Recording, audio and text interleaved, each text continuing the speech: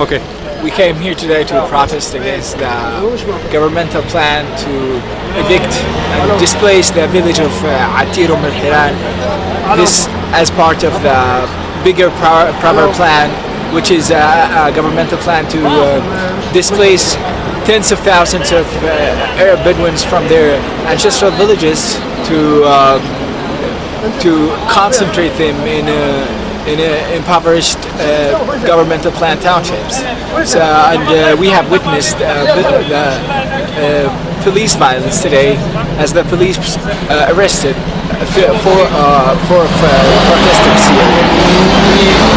We demonstrated peacefully and didn't do anything. Yeah, we were just standing here demonstrating peacefully.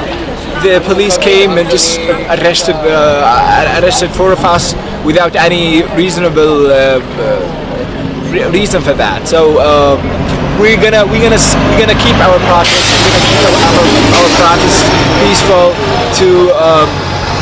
And we would like to emphasize that this plan is gonna render the whole space a catastrophe. So it's in our part to come and keep the protest alive here today in Mitzpe Ramon and next week and today afternoon in Naqeb, to just emphasize how critical and how bad this plan is. And how do the people feel about it? I mean, it's a huge amount of people that if this plan is going to be to happen, that they will. We're talking about a large scale of displacement and disposition, confiscation of lands.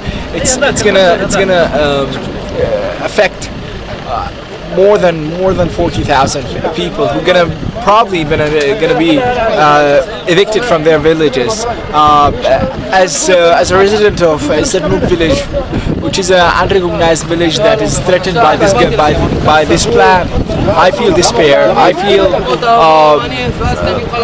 this kind of uncertainty that next week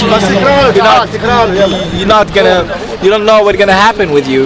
So this sense of despair, sense of uncertainty of your very existence is very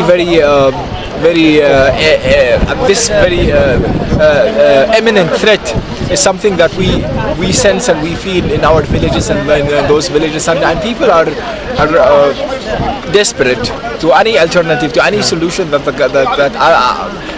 will put on the table. I mean, if the only offer by the government is to displace this amount of people out of our community, it's I mean, we can't. It's ununderstandable. I mean, I can't imagine this thing, and how the government is really very eager to go forward with this plan. Amir, is there anything that you see that, I don't know, let's say activists who watch us from abroad can do to help?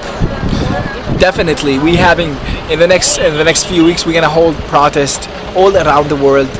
Probably it's gonna be on the 30th of November. So they're gonna be. You call it the Rage Day. The Day of Rage. Day of Rage is going to be on the 30th of November. We're gonna issue all the locations where our protests will be held on the internet, so you can follow us on our international page, the Prawer Plan-1 class on Facebook. We're gonna issue all the dates, all the information you need about how can you help us, and of course it's very crucial to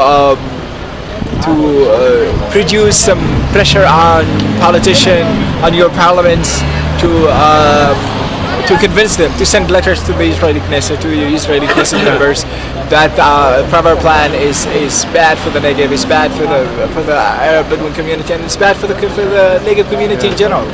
And I would suggest also maybe sending fax and emails and call the Israeli embassies in your countries and tell them to stop Prawer Plan. We're going to have a whole package of actions that activists could participate in, as I say, letters to local politicians, letter to diplomats in all those countries, and of course participating in protests that we are planning in the next few weeks on the 30th of November.